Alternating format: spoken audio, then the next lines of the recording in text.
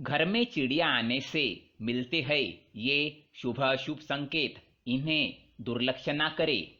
नमस्कार दोस्तों, स्वागत है आपका। प्राचीन काल में ऋषि मुनियों की ये मान्यता थी कि प्रकृति हमें अनेक छोटी मोटी बातों के संकेत देती है। ये संकेत आपके भविष्य से जुड़े भी हो सकते हैं। ये आपके जीवन में घटित होने वाली अच्छी और बुरी सभी घटनाओं की जानकारी देते हैं। यदि हम उन संकेतों को समझ जाते हैं तो ये हमारे लिए बहुत ही अच्छी बात होती है। लेकिन कभी कभी हम इन संकेतों को समझ नहीं पाते हैं या फिर नजरअंदाज कर देते हैं, जिससे हमें उसके शुभ फल प्राप्त नहीं होते हैं।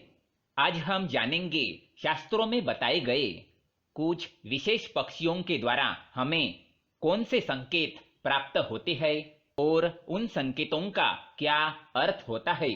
तो आइए जानते हैं विविध पक्षियों के घर में आने से कौन से संकेत मिलते हैं।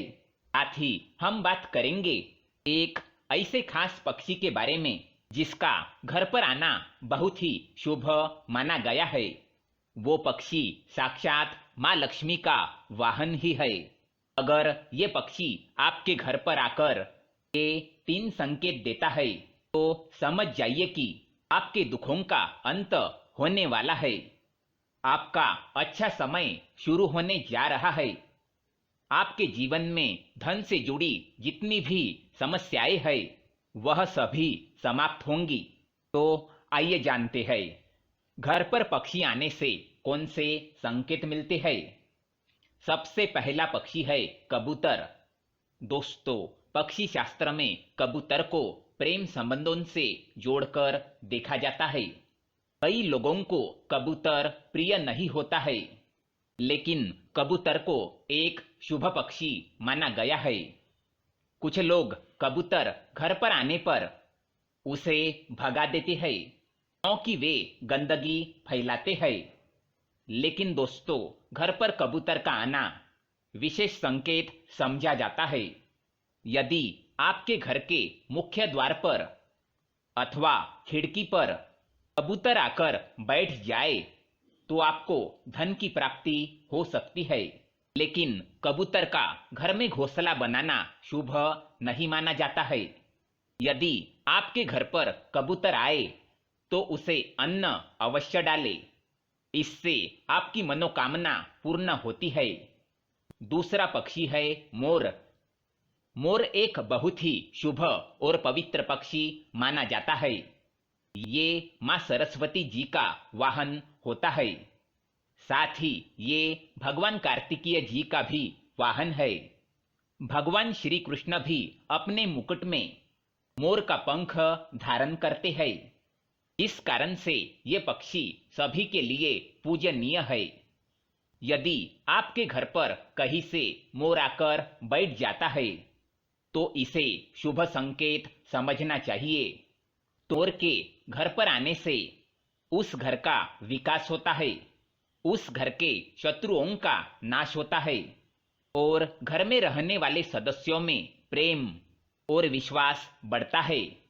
साथ ही मोर के दर्शन होना भी अत्यंत शुभ माना गया है। यदि आप किसी कार्य के लिए जा रहे हैं और आपको मोर के दर्शन हो जाए तो उस कार्य में सफलता मिलने की संभावना बढ़ जाती है। लेकिन ध्यान रहे, मोर को मारना बहुत बड़ा पाप माना जाता है। तीसरा पक्षी है चिड़िया। दोस्तों, यदि आपके घर पर चिड़िया आती है और घोंसला बनाने लगती है तो इसे शुभ संकेत समझना चाहिए। माना जाता है कि जिस घर में चिड़िया घोंसला बनाती है उस घर में धन संपत्ति आती है। यदि चिड़िया ने आपके शरीर पर अथवा और खासकर आपके सिर पर बिट कर दिया तो ये बिल्कुल भी अशुभ नहीं होता है। ये तो किसी शुभ समाचार का संकेत होता है। आपको जल्दी ही कोई शुभ समाचार मिलने वाला है। घर में भी कहीं पर अगर चिड़िया बिट कर देती है तो यह भी बहुत अच्छा संकेत होता है। दोस्तों, चिड़िया बहुत ही डरपोक पक्षी होती है। वह जल्दी किसी के करीब नहीं जाती है। लेकिन यदि चिड़िया आपके आसपास या आपके घर में बिना किसी डर के आने जाने लगे तो समझिए कि आपके घर में बहुत ही शुभ और सकारात्मक ऊर्जा का संचार है। ऐसे घर में रहना बहुत ही शुभ होता है। यदि किसी दिन बहुत सारी चिड़िया आपके घर के छत पर आकर चहचहाने लगे तो समझिए कि आपके घर में कोई बहुत बड़ा शुभ प्रसंग होने वाला है, कोई खास समाचार मिलने वाला है अथवा किसी विशेष कार्य में सफलता मिलने वाली है। चौथा पक्षी है उल्लू। दोस्तों, उल्लू के विषय में कई ऐसी बातें और मान्यताएं हैं जो आज भी उसे शुभ और अशुभ के बीच में उलझाए रखती है। कई लोग उल्लू को अत्यंत शुभ मानते हैं तो कुछ लोग ऐसे भी है कि उल्लू को अशुभ समझते हैं। दोस्तों, उल्लू एक निशाचर पक्षी है जो रात में जागता है और दिन में सोता है। असल में उल्लू की शरीर रचना और उसकी आवाज ऐसी होती है कि कोई भी उसे देखकर डर जाए। शायद इसी कारण से इसे देखना अपशकुन माना जाता है। उल्लू के मुंह से निकलने वाली ध्वनि रात के शांत वातावरण को डरावना बनाती है। उल्लू की आंखें बहुत ही बड़ी और डरावनी और इंसानों की तरह सामने की ओर होती है। कान भी बड़े होते हैं। चेहरा बादाम के आकार का होता है। उल्लू अपनी गर्दन और आंखों को चारों ओर घुमा सकता है। भयानक दिखने वाले इस पक्षी की आवाज भी भयानक होती है। ये हमेशा रात में ही चिल्लाता है और अपना शिकार करते हैं। इसलिए इनके भयानक रूप के कारण पुराने लोग इसे अशुभ मानते हैं। लेकिन दोस्तों, पुराणों में वर्णित एक कथा के अनुसार लक्ष्मी जी जब स्वर्ग से धरती पर आ रही थी तो उन्हें सबसे पहले पृथ्वी पर प्राणियों में उल्लू ही दिखा था। क्योंकि वह रात का समय था तो प्राणियों में उल्लू ही ऐसा था जो जाग रहा था। इसलिए उन्होंने उसी को अपना वाहन बना लिया। इसलिए उल्लू का दिखना या उसकी आवाज सुनाई देना अत्यंत शुभ माना जाता है। पश्चिम बंगाल, आसाम और ओडिशा में तो लक्ष्मी जी के साथ साथ उनके वाहन उल्लू की भी पूजा करने का रिवाज है। कई जगहों पर माना जाता है कि यदि किसी गर्भवती महिला को उल्लू दिख जाए तो ये शुभ संकेत है और यदि उसे उल्लू छू ले तो उसकी होने वाली संतान सौभाग्यशाली होती है। इसी प्रकार यदि उल्लू किसी रोगी को छूकर चला जाता है तो उसका गंभीर रोग भी ठीक हो जाता है।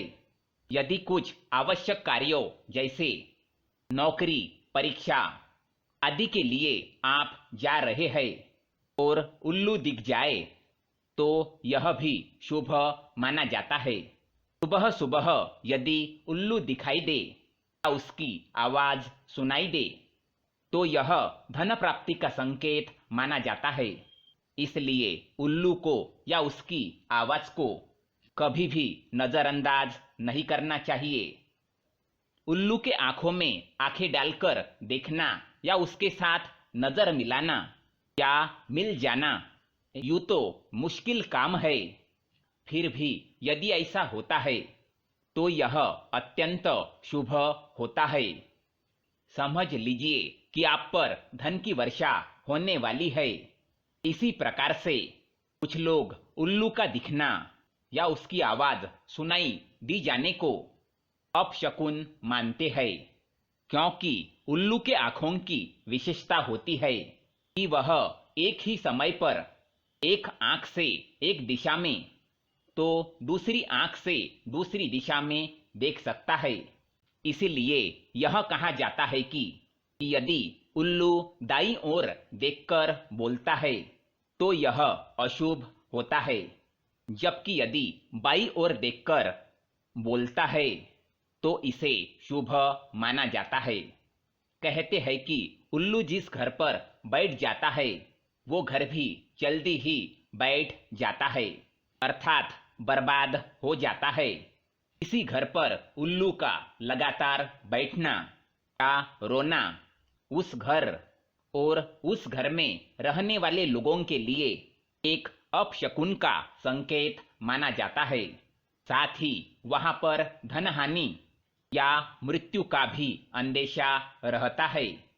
वैसे देखा जाए शुभ और अशुभ के बहस में उलझा यह पक्षी बहुत ही शांत होता है। किसानों के लिए तो यह वरदान ही होता है। यह चूहों और इसी तरह के जानवरों का शिकार करता है जो फसलों को नुकसान पहुंचाते हैं, परंतु अब यह भी संख्या में कम होते जा रहे हैं। तंत्र साधना में और विशेष पर दिवाली के अवसर पर लक्ष्मी जी को प्रसन्न करने के लिए बड़ी संख्या में इनकी बलि दी जाती है। इसके नाखून, बाल और पंखों को तांत्रिक क्रिया में उपयोग किया जाता है, परंतु ऐसा करने वाले यह नहीं समझते हैं कि उल्लू तो स्वयं ही माँ लक्ष्मी जी का वाहन है। उसे मारकर तो माँ कभी भी प्रसन्न नहीं हो सकती। तो दोस्तों, इस प्रकार से शास्त्रों में इन खास पक्षियों के बारे में बताया गया है। क्या आपके भी घर पर ऐसे पक्षी आते हैं? उम्मीद है यह जानकारी आपको अच्छी लगी होगी। वीडियो को लाइक करके शेयर जरूर करें और कमेंट में जय माँ लक्ष्मी अवश्य लिखें। आप सभी का धन्यवाद।